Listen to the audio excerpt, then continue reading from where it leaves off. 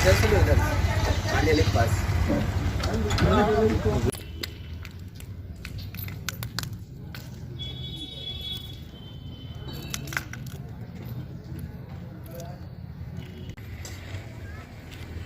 कितने कितने गए हो?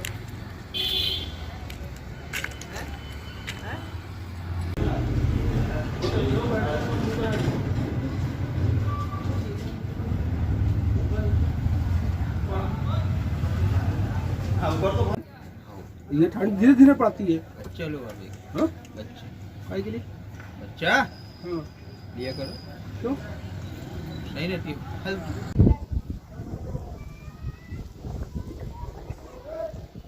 यही है कि बिल्कुल जैन मंदिर के सामने जो नया शॉपिंग कॉम्प्लेक्स जनपद निधि के अंतर्गत निर्मित किया गया है, इसका पिछले मेरा ऐसा अनुमान है कि 5-6 साल हो गए हैं बन के कंप्लीट है।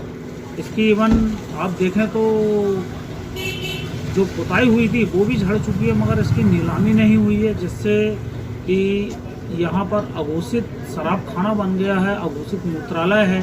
इतनी गंदगी है जैन मंदिर के सामने कि बहुत बदबू आती है यहाँ पर। तो शासन से निवेदन है कि इसका कुछ क्रियाक्रम कराया जाए, नहीं तो इसे डिसमेंट किया जाए, तो वहाँ बाजार भरे हमारी पीओ का आतंक। आप एक बार ऊपर जाएं तो आपको समझ में आएगी। आप देखें वहाँ शराब तो पीते ही पीते हैं, साथ में पीने के बाद जो उनको जोश चढ़ता है तो वो बाटल खोलते हैं। आप देखें कि इतनी कांच बिखरी हुई है ऊपर कि बता नहीं सकते हम।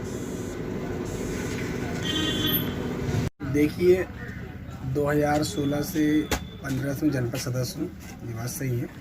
उसके पहले उसका भूमि पूजन हो गया था और मेरे सामने उसका पूरा जो कंस्ट्रक्शन है पूरा मेरे सामने हुआ है। जब कंस्ट्रक्शन हुआ 2017 में मीटिंग हुई, नीलामी की 18 में बात हुई। जब नीलामी की बात हुई तो उसमें नीलामी में ये आया कि जनपद द्वारा मुझे ये बताया गया, मैंने ये बताया जनपद में कि आप उसको कम से कम रेट में ग्रामीण क्षेत्र के हिसाब से आप उसको ऑक्शन में रखिए, बोली में रखिए, नीलामी में रखिए, जिससे आम आदमी ले पाए। उसकी प्रक्रिया लगातार 2 बार हुई है, मगर वो उसका जो रेट था 10 लाख, 5 लाख, 7 लाख, वो आम जनता से दूर था।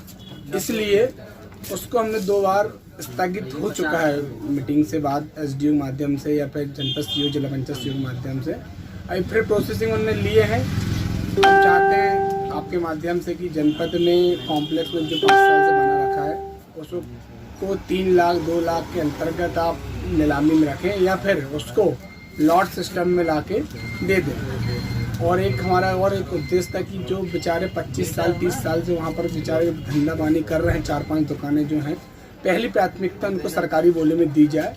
ये अनुरोध मैं लगातार 5 साल से जनपद मीटिंग में करते आ रहा हूँ और समय समय में लेटर पैड जारी करके भी उन्हीं लोग के लिए अनुरोध किया। शॉपिंग कॉम्प्लेक्स जो बाजार चौक में बना है उसकी नीलामी के लिए मैंने लगातार जनपद पंचायत में पत्राचार किया हूँ।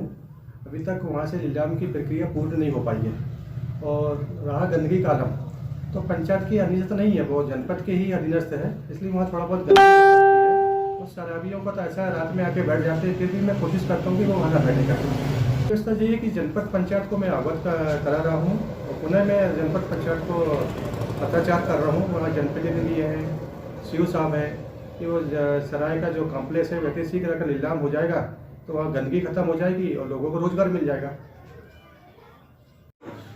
जैसा कि आप जानना चाह रहे हैं कि शॉपिंग कॉम्प्लेक्स में अब तक आवंटन क्यों नहीं हुआ है या वहाँ गंदगी क्यों है या किस कारण से यहाँ इतनी अव्यवस्था है फैली हुई है, मैं बताना चाहूँगा।